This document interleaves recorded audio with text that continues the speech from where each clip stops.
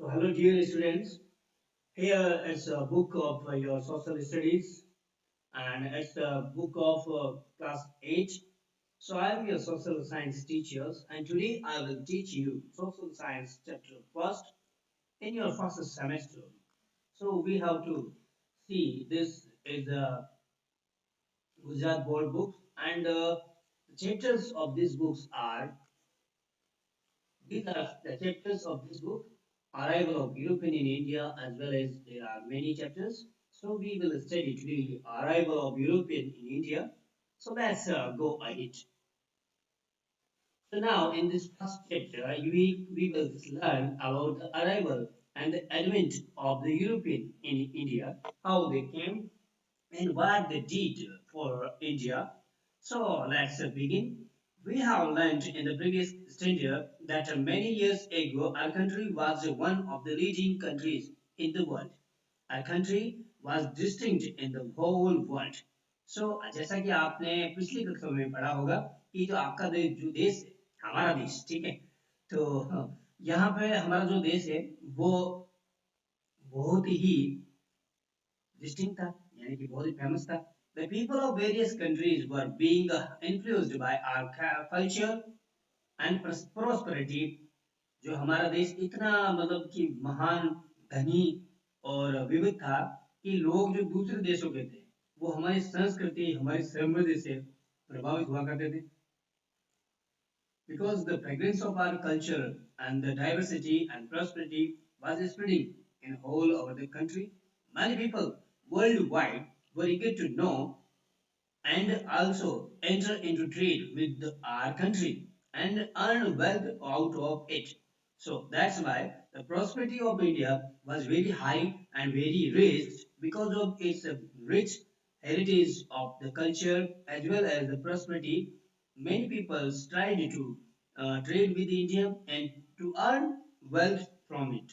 So earlier, the merchants of the various countries came to India from northwest by land route. So first of all, they came by the land route. तो बहुत सारे लोग जो है वो land route के माध्यम से अलग अलग देशों से नॉर्थ वेस्ट होते हुए आए थे north west east India north west से आए थे since Constantinople was conquered by Turk Muslims for the purpose of trading. So during when they were coming by the land route to India to trade with it, so the famous route was Constantinople, and the Constantinople's land route was hijacked and was captured by Turk Muslim. Because of that capture and conquest or the victory, the land route was closed for Europeans. So now they were very complex in situations because of the closed way for going to India for their trading. So because of that, we will also know for years the Arab traders undertook trade through land route. जो Arabian जो थे वो बहुत ज्यादा लोग जो थे ना वो ट्रेड लैंड रूट के माध्यम से भाग आते थे but as the situation changed now after the conquered by Turks Muslims trade through land route stopped. अब ये जब तुर्कों ने यहाँ पे कॉन्स्टेंटिनोपल पर अधिकार जमा लिया था तब यूरोपीय लोग वहां से नहीं आ सकते थे क्योंकि वो जो आने का रास्ता ही बंद कर दिया तो वो कहाँ से आएगा तो इस तरह की सिचुएशन हो गई थी रोज कर दिया रास्ता कि हम लोग तुम लोगों को जाने नहीं देंगे शायद ये बड़े टैक्स लिया करते थे उस वजह से उनकी भरपाई नहीं हो पाती थी consequently the demand for Indian commodities like silk cotton cloths muslin black pepper species is etc increase in the European countries ठीक है अब ये जो माल है वो सारा जो सामग्री है पदार्थ है मेटेरियल्स है ये चीजें वहाँ यानी इंडिया से जाती थी इंडिया से बाहर जाती थी कौन सी सिल्क रेशमी कॉटन क्लॉथ कपड़े मुस्लिन मलमल ब्लैक पेपर ब्लैक पेपर जो है ब्लैक पेपर जो है वो ब्लैक गोल्ड के नाम से जाना जाता था ब्लैक गोल्ड ठीक है ब्लैक पेपर इतना फेमस था कि इसे ब्लैक गोल्ड भी कहते थे स्पेशल मसाले तो ये जो है वो यूरोपियन देश में जाते थे। अब यूरोपियन देश में जाते थे कहाँ से? इसी रास्ते से, कॉन्स्टेंटिनोपल से। लेकिन कॉन्स्टेंटिनोपल पे तो उन्होंने अधिकार कर लिया, बंद कर दिया, रास्ता बंद हो गया। अब क्या हुआ कि जो इसकी जो कम्युनिटी, ये सारे जो है ना, ये कम्युनिटीज हैं, तो इनका मार्केट जो है वो, उनकी डिमांड ज्यादा होने लगी थी, क्योंकि उनके पास बचा ही नहीं था ना। तो सब लोग मांग रहे थे कि ये लाओ ये लाओ। तो उस वजह से क्या हुआ कि इनकी अब क्या हुआ, यहाँ की सिचुएशन जो है वो बहुत ज्यादा प्रॉब्लम होने लग जाती है। To take the advantage of these situations, many countries of Europe started searching for a sea route to India in alternate. Okay, इसके अल्टरनेट जो लैंड रूट जो था, उसको तो उन्होंने कैप्चर कर लिया, बराबर क्लोज कर दिया। अब लैंड रूट की जगह अब क्या होगा? सी रूट। सी रूट जो है वो अपनाएंगे इस क्लोज रूट के बदले में। ठीक है, तो ये कौन करेगा? अब यूरोप के लोग। क्योंकि क्यों करेंगे? क्योंकि इनकी यहाँ पे डिमांड बहुत ज्यादा थी, इनसे इनको व्यापार बहुत होता था, पैसा बहुत मिलता था, इससे धन बहुत ज्यादा कमाते थे। So let's go ahead.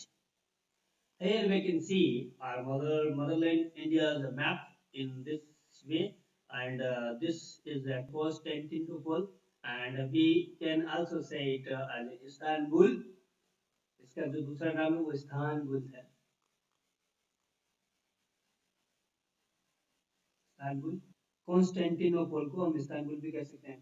तो ये रूट था, ये जो कंट्री है वो हम देख सकते हैं यहाँ पे यूरोप है, ये पूरा जो है वो यूरोप है।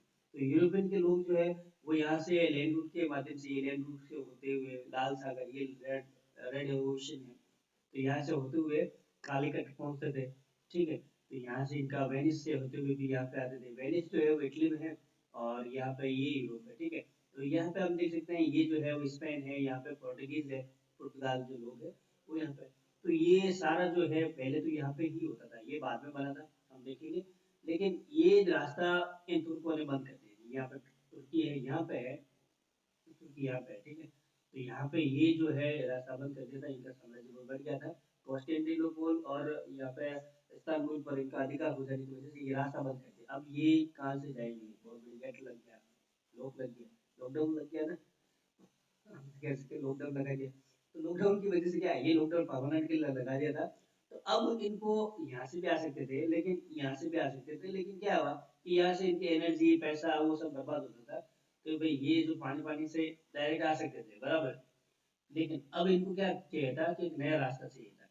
तो इनकी सर्च शुरू हो गई थी व्यापार करने के लिए। आगे हम देखेंगे।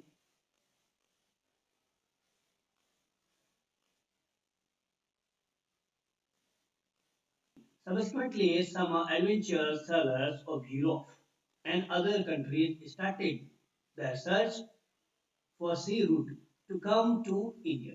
अब यहाँ पे क्या हुआ कि जब यूरोप में खलबली मच गई थी कि भाई रास्ता बंद कर दिया, अब हम लोग जाएंगे कहाँ, तो कुछ सेलर थे, कुछ एडवेंचरस सेलर थे, कुछ नाविक है, साहसी नाविक थे। तो उन नाविकों ने क्या किया, उन्होंने रास्ता ढूंढने के लिए अपना प्रयत्न शुरू कर दिया।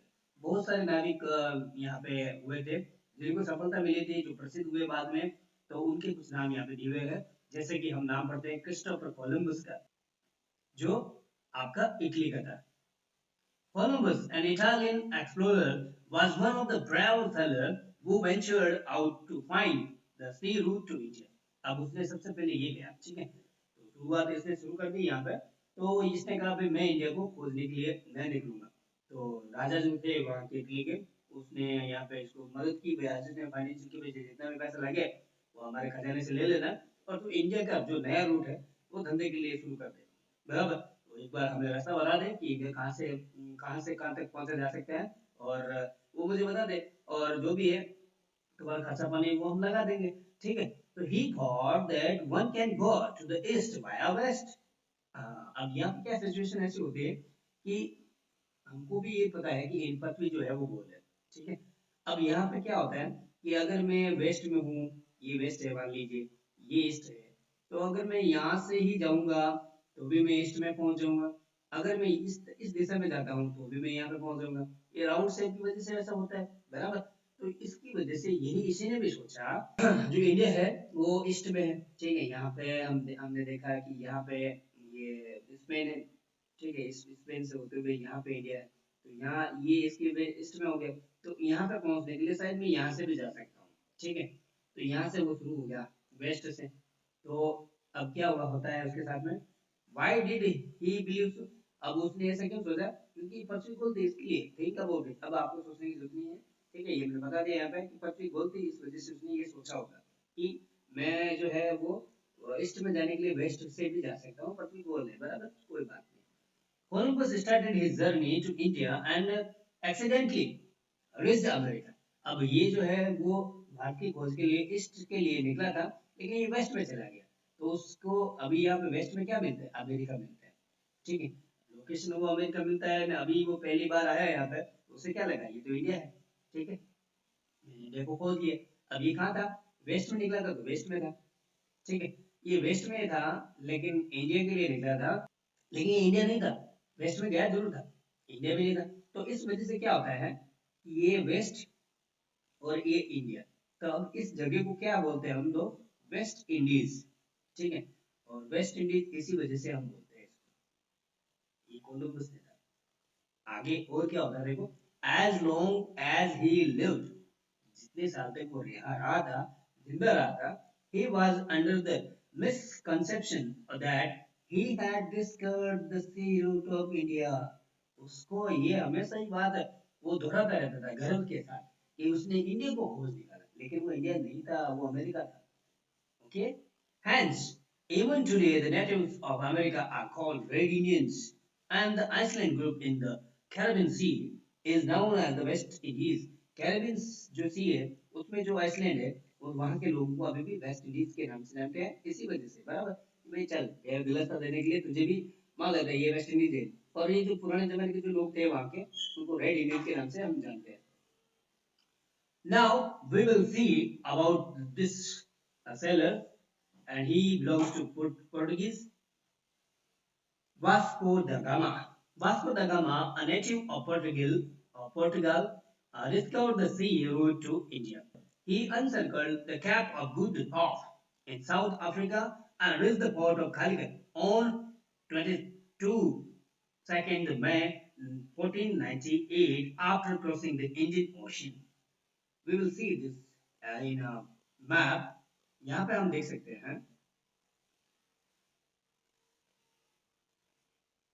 यहाँ पे हम देख सकते हैं ये जो पोर्टुगीज जो है लिस्बन से शुरू होते हुए वो यात्रा करने के लिए, ये अफ्रीका है। ठीक है, अफ्रीका कॉन्टिनेंट है, तो अफ्रीका के वेस्ट में होते हुए वापस वो ईस्ट की तरफ मुड़ गया था, और यहाँ पे कैप ऑफ गुड हाफ यहाँ पे आया, और यहाँ से होते हुए सीधा मोजाम्बिक गया था। मोजाम्बिक से सीधा वो कोचिन पहुंच गया, और कोचिन में यहाँ पे यहाँ के जो स्थानीय राजा थे जमोरिन, उनसे मुलाकात कर ली और इंडिया का पता कर लिया।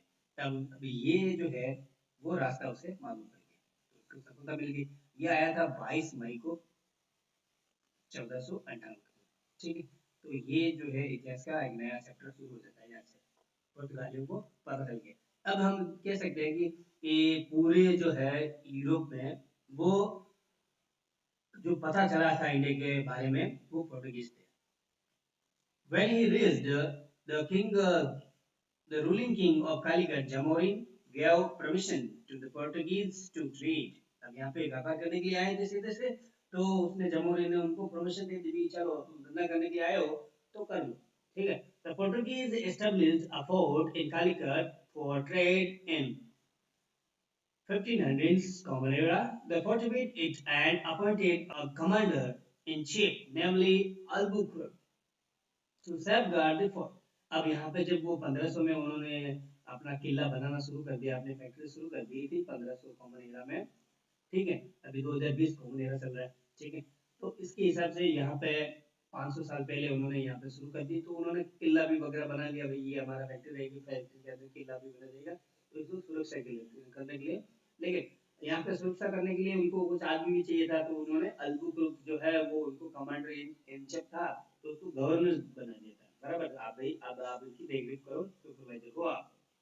मूविंग नॉर्थवर्ड्स, अब वो अब आगे बढ़े, क्योंकि ये दक्षिण में था, हमने देखा यहाँ पे था कालीकट, तो कालीकट के आगे उस उत्तर की तरफ जब बढ़ते गए थे अल्बुकर्क खैंक्वेट गोवा, जब उसको यहाँ पे गवर्नर बना दिया था, तो वह भी अपनी इच्छा से आगे बढ़ता गया, तो उसने गोवा को 1906 में जीत लिया था। With in span of 100 years, अब ये 1500 के बाद में 1600, ठीक है, 100 सालों के ये गैप में the Portuguese to control over Mangalore, Cochin, Goa, Diu, Daman, Mumbai, Iceland of Sri Lanka. यहाँ पे कुछ बहुत सारे जगह है, जैसे कि मैंगलोर, कोचीन, गोवा, दीव, दमन, मुंबई, आइसलैंड जो है श्रीलंका का, तो वो उसमें कई जगहों को उन्होंने जीत लिया था, ठीक है, तो इनको यहाँ पर विजय होती गई। But we have visible of end of this rule, लेकिन ये ज़्यादा टाइम तक टिका नहीं था, तो इसका भी एंड हो गया था। अभी इसका एंड के पीछे क्या कारण था? In the beginning of 17th century, the Portuguese expanded their trade to Bengal. अब उन्होंने बंगाल के भी अपना व्यापार शुरू कर दिया। At this time, और उसी समय, the Mughal Emperor Shahjahan ruled India from Delhi. उस समय जब बंगाल में यहाँ पे अपनी फैक्ट्रियां शुरू करने लग गए थे पोर्तुगाल, तो उस समय शाहजहां नामक एक मुगल एम्परर था, तो वो शासन कर रहा था। The Subedar of Bengal complained to Shahjahan about the behavior of the Portuguese. और जो ये जो पोर्तुगालीज थे, उनके जो व्यवहार था वो खराब था, बराबर, वो टैक्स नहीं भरते थे, अपने मनमानी करते थे, तो ये सारी कंप्लेंट जो है वो बंगाल के नवाब ने शाहजहां से कर दी कि भाई आपके जो है, उन्होंने आपने तो उनको परमिशन दे दी व्यापार करने के लिए, लेकिन ये टैक्स भी टाइम टाइम पे भर नहीं रहे हैं, और आपने मनमानी कर रहे हैं, सारे मतलब कायदे कानून को मतलब रूल मेंटेन है कि नहीं है भाई, ये सब ऐसे कैसे चलता जा रहा है।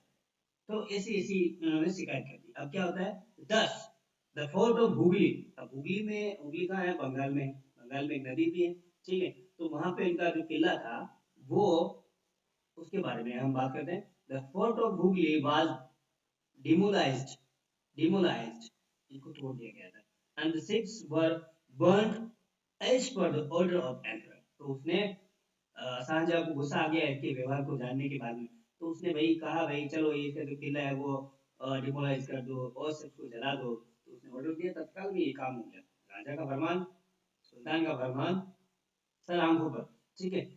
In this way, the Portuguese rule came to an end with the exception of the territories of Diu, Daman, Goa. अब खाली कुछ दीव दमन गोवा में ही इनका राज चलता था, बाकी सभी जगहों पर इनका साम्राज्य बिखर गया।